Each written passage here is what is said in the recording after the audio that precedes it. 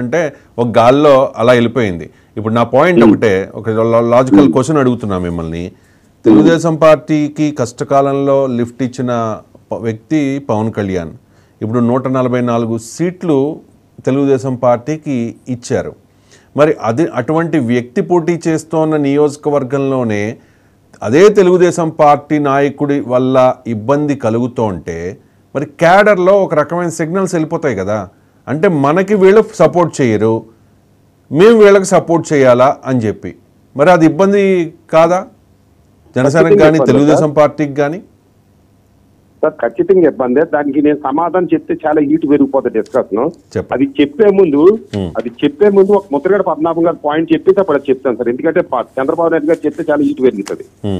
ముద్రగడ పద్మనాభం గారు ఇంచుమించు 1996 నుంచి కూడా 94 నుంచి కూడా కుల అవతారం పెట్టాడు. కులం నేను అడిగిన దానికి చెప్పండి. మీరు ఇంటెన్షనల్ గా ముద్రగడ పద్మనాభం గారి గురించి హిస్టరీ చెప్తారంటే అంత టైం లేదు. నేను అడిగింది చెప్పండి. ఒకే ఒక్క లైన్ చెప్పండి. ఒకే ఒక్క లైన్ ఇప్పుడు ఆయనకు ఉండే క్రెడిబిలిటీ ఆయనకు ఉందండి. కానీ నేను మీరు అడిగిన దానికి ఒక్క లైన్ లో చెప్తాను. 4 దశాబ్దాలు కులం కోసం పోరాడి జీవితం ఇచ్చి ఇలా కులం నుంచి వచ్చిన వ్యక్తిని పోటీ చేస్తానని కులం అర్థం చేసుకోవాలని అమాయకులు అనుకుంటున్నారా?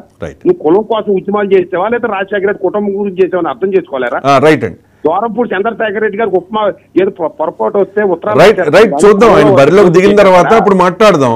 నా పాయింట్ నేను అడిగిన దానికి మీరు సమాధానం చెప్పలా. నేను అడిగింది ఏంటంటే తెలుగుదేశం పార్టీ మిత్రధర్మాన్ని విస్మరిస్తే మరి 144 నియోజకవర్గాల్లో జన సైనికులు తెలుగుదేశం పార్టీ వైపు తెలుగుదేశం పార్టీకి మద్దతు ఇస్తారా?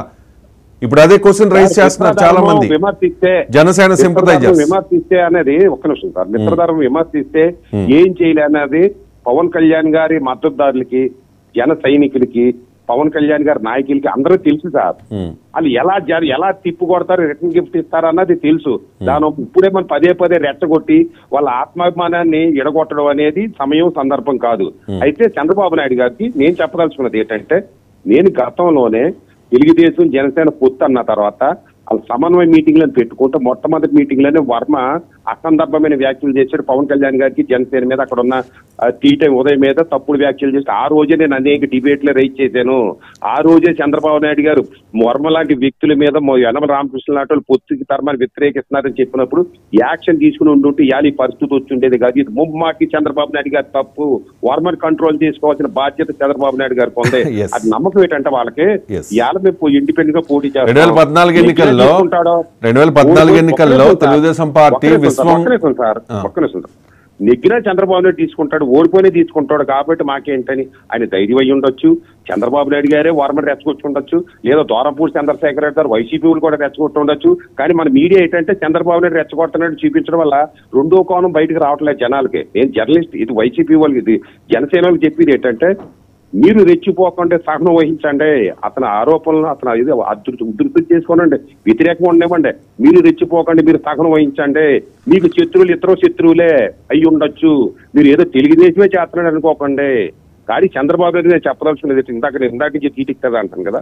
చంద్రబాబు నాయుడు గారికి మీ టీవీ సాక్షిగా చెప్తున్నాను ఏంటంటే, ఈ పొత్తు పెట్టుకోవడం పవన్ కళ్యాణ్ గారు చూద్దామండి. చాలా కీలకమైన డెవలప్మెంట్స్ జరుగుతూ ఉన్నాయి. ఒకవైపు పిఠాపురం నుంచి పవన్ పోటీ చేస్తారనే ప్రచారం అనౌన్స్ చేయగానే నో టైం అండి, మనం మాట్లాడుకుందాం. రోజు మాట్లాడుతున్నాం కదా బుజ్జి గారు.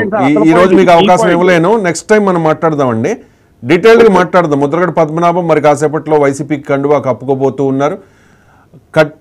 ఆల్రెడీ జగన్ సమక్షంలో వైసీపీ కండువా కప్పుకున్నారు. మరి పిఠాపురం నుంచి పోటీ చేయాలి అని చెప్పి వైసీపీ నుంచి ఆయన మీద ప్రెజర్ ఉన్నట్లుగా మనకున్న సమాచారం.